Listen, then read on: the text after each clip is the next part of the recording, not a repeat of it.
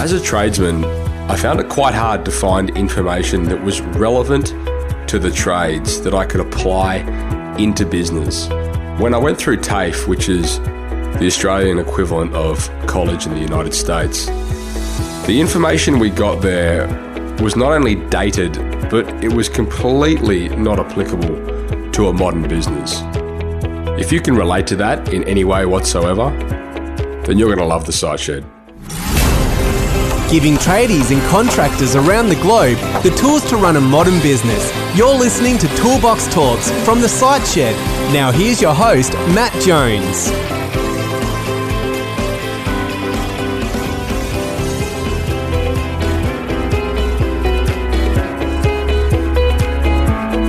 Okay, so welcome to episode 1 of Understanding SEO, and we're joined in this series by Dave from Melbourne SEO Services. I've asked Dave to co-host this series with me just so we can help dispel a few of the myths and get to the bottom of what's critical in SEO today for trade base and just business in general. It's a bit of a common buzzword, and I know we get a lot of inquiries as to what SEO today really is. So Dave has a company down in Melbourne, and they specialise solely on SEO services. And I've asked him to come along today and just, I suppose, enlighten us with a bit of his expertise. Dave and I have worked with each other in the past, and I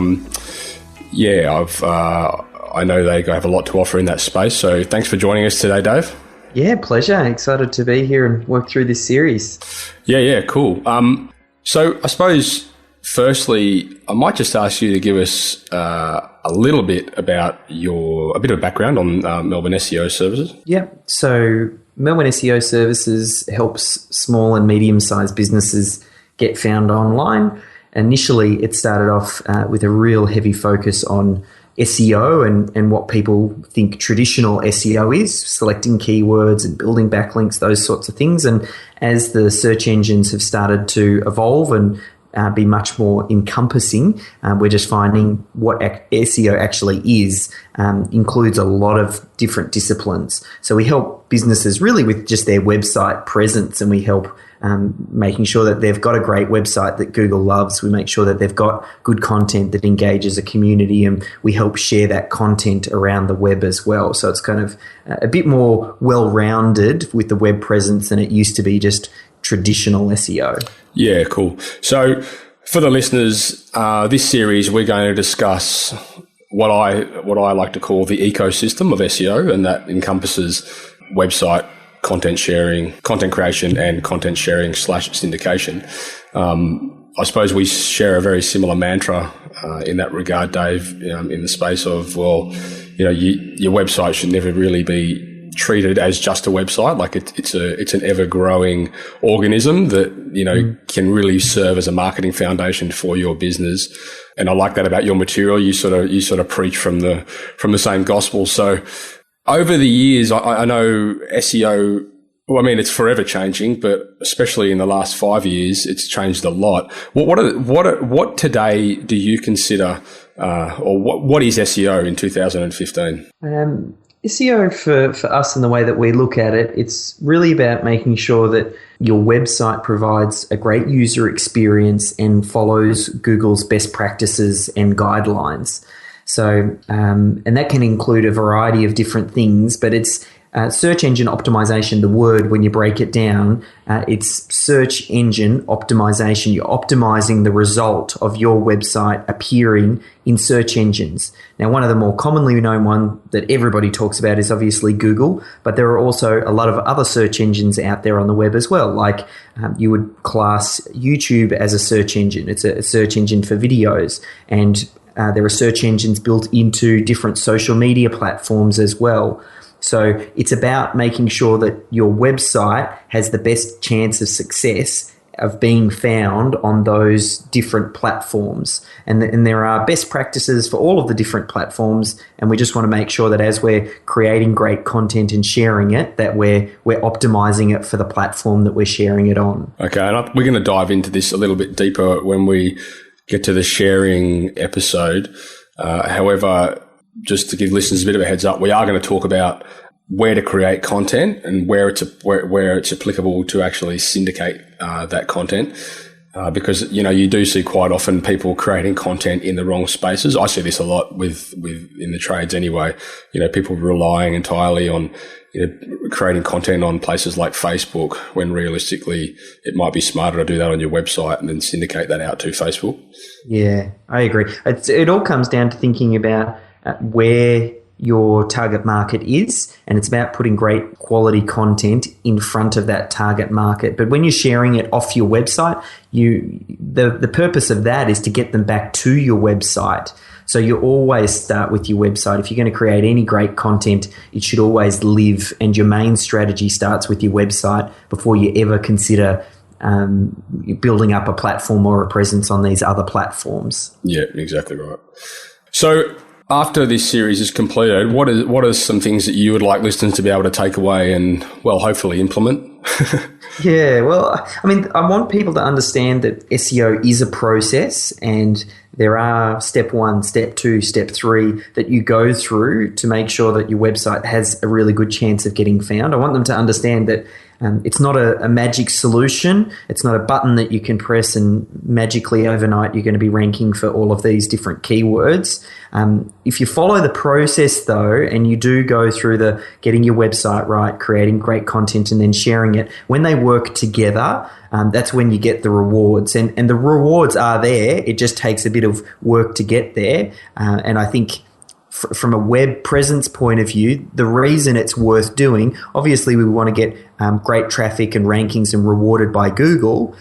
We also, though, want to have a fantastic user experience. So when our clients and prospects visit our website, we're encouraging them to go ahead and pick up the phone or fill out the form and take that next action. And that's what I love seeing, the way that the web has changed now. And Google's gotten so sophisticated with their algorithm that you're better off, if you can't beat them, join them. And Google's main objective is to ensure that they have a great user experience and make sure that they provide their searchers exactly what they're looking for when they're looking for it. And now, more than ever, the objectives of you, the business owner, are very much in line with what Google's after. So you're not just doing things to game the system, you're really doing it to serve your end user, and then as a result, you get rewarded. So as long as you understand that and you don't look for these, little loopholes or magic bullets, then you're going to kind of set yourself up and build a website that's going to stand the test of time.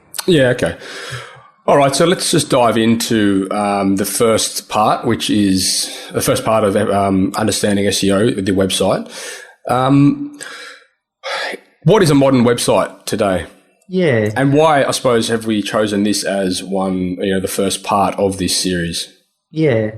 Well, I think the reason you need to start with the website first is because regardless of what strategies or tactics or platforms or different social media accounts you play on, it all comes back to the website. The whole purpose of playing on those different platforms is to get people back to your website so you can then either get them to opt in or fill out a form to engage with you and hopefully make a purchase of your product and your service. So that's why at the core of it, you always make sure your website's as rock solid as it can be. And a modern website these days, there are a few terms, and you've probably heard of them, the idea of a responsive website. I mean, a modern website looks great on all devices, whether it's a tablet, a mobile phone, whether it's your desktop. It needs to look great on every device. It needs to be quick loading. It needs to have a good design. It makes it easy for the users to navigate around.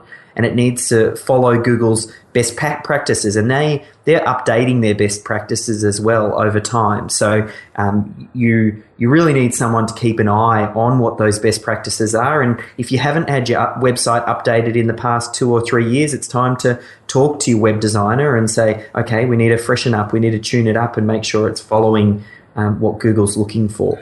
That's a good point. And I suppose one of the big changes that we've seen recently in the Google landscape was the algorithm update to responsive design, or mobile friendly, I should say, websites. Can you just talk just a little bit about that quickly? Yeah, they had this update that Google very rarely comes out and announces when they're about to do an update. It usually just happens and then the SEO community scrambles afterwards. Whereas this one, Google came out and said, hey, mobile is important. We're going to have an update. It got named in the industry Mobilegeddon. And when it first rolled out, it was probably a little bit overplayed in that everybody was expecting that if a website wasn't mobile responsive, that it would just completely disappear from the face of the internet and never be seen again. But what we saw was that Google really just started to give a bit of preference to those websites, particularly when you're searching on a mobile device. It would give preference to websites that were mobile friendly because it provided a good user experience for the end user. But as time's progressed, we're starting to see that now that Google's effectively said this is important to us, more and more sites are getting filtered out over time. So while the impact might not have been seen on the exact day that update rolled out, the signals are very clear from Google that if you're not mobile responsive, then they consider you're not as necessarily relevant for someone searching on a mobile device. And I'd just like to add to that, especially with trade-based companies, and more so the companies that work in emergency services, having a mobile-friendly website is just absolutely critical because, for example, in a scenario where, somebody might have a blocked drain in their home, they're not going to wait until they get back to their office or until they get into their house to look for somebody that can attend to that problem. They're going to jump on their phone straight away and they're going to be looking for someone that can get out there right now. So from an emergency service perspective, responsive design is just paramount. Agree. Couldn't agree more. Yeah. Okay. So why do businesses, we've touched on it briefly, but why do businesses need a website today? The biggest thing is your prospects and your clients are looking for your presence online. Google recognized this. They had a report actually that they came out with called ZMOT, where they call it the zero moment of truth. And there was an old marketing model that people used to use called the moment of truth. Now, Google recognized there is a new point in this marketing model where just before someone is deciding whether or not they're going to make a purchase of a product or service, what do?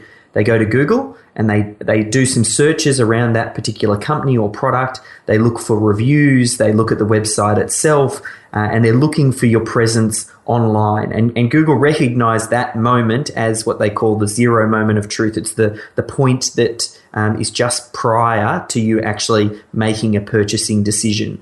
So with that in mind, and they recognize that really just buying behavior has changed now.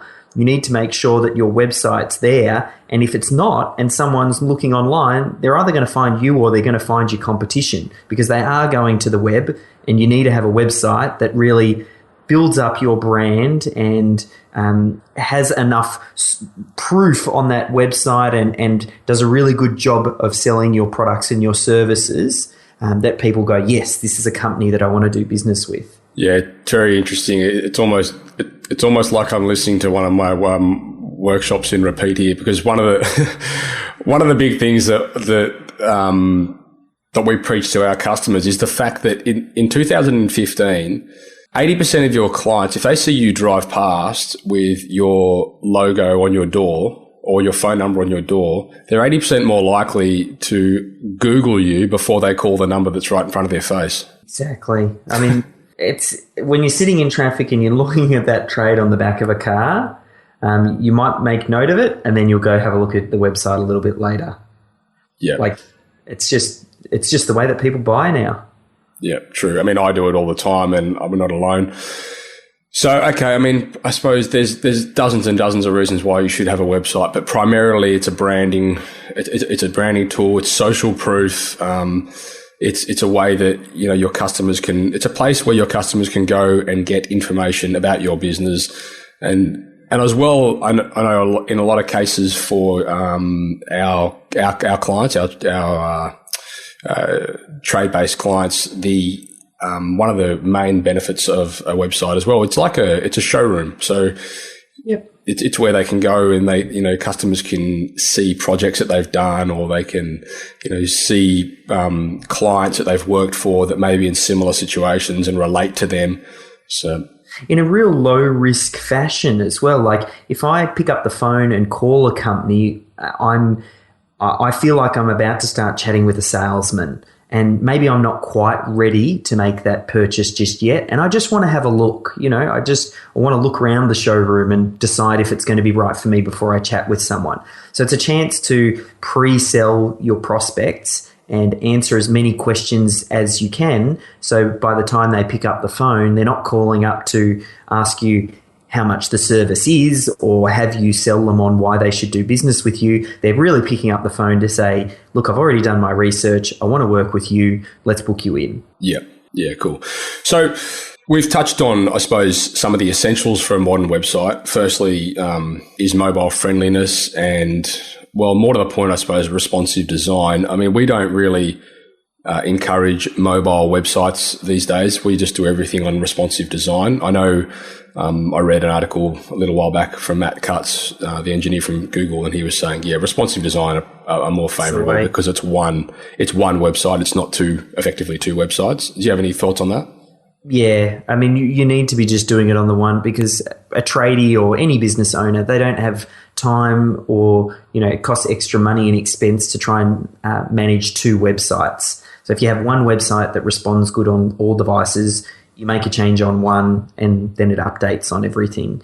And as long as you have the key different, you just have to think about what someone might be asking or looking for when they come to your website. Obviously, you list out about your services. You want to have an About Us page that talks about you and why you're different and someone why they'd want to work with you. You want to have very easy contact details. You want to have some reviews, potentially, some of the clients and things you worked on. If you tick those main sort of essentials, then you're kind of on the right track. And some companies, they might require different things that are particular to their particular industry. For example, let's say you had a whole lot of physical bricks and mortar stores. You might have a store locator on there. Or it's really just thinking about what are the questions that your prospects are asking prior to them actually doing business, and use your website as a chance to answer those questions. I'm glad you actually brought that up, because I suppose when we do trade websites day in, day out, and there's a lot of things that we do, it's so automated now, we don't even think about it. And that's a good point that you made there.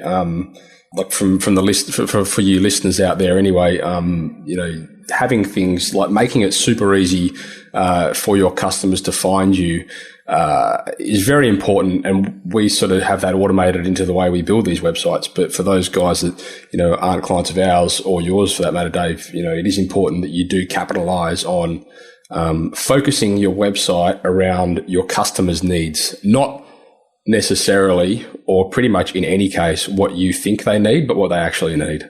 Yeah, exactly. Cool. Okay, so there's different companies that require different features on websites, and we see this very often. A maintenance-based company with an emergency service often requires a lot of different features than, say, a company that does, project-to-project style work. So, for example, a builder that does domestic or commercial developments will require quite a different website to an electrician that does maintenance-based work. Some of the essentials remain true across the board, and I would say they would definitely be your responsive design and some form of lead capture.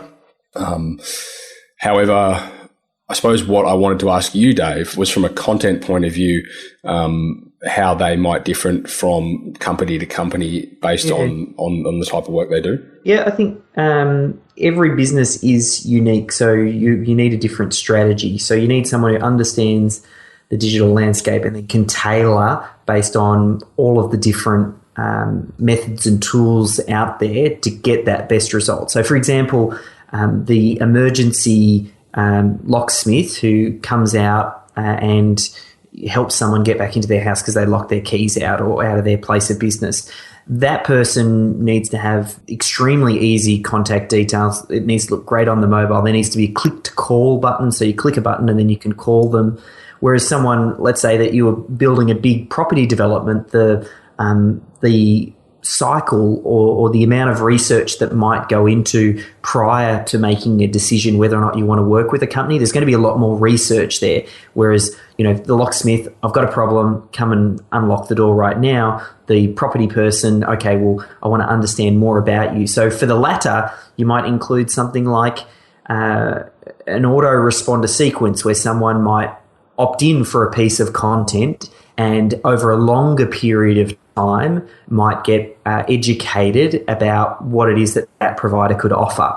But that wouldn't make sense for the emergency locksmith guy because people just want someone to come and fix their problem right now. So, that's just one example, and there's a whole host of them, and we touched briefly on store locators, and there are a lot of different automation tools out there and ways to make it easy. Another one could be a booking form. Some businesses, you might want someone to literally be on the website, select a time that's right for them, enter in their details and book someone to come out, and they do it straight off the website. But that might not be applicable for everyone. So it's hard to give too many rules or examples. We've got a basic framework. There's always come back to this idea of what is your prospect looking for, and then making the process as easy as possible for them. But you have to get into the mind of that prospect to be able to answer that question. Yeah, fair enough.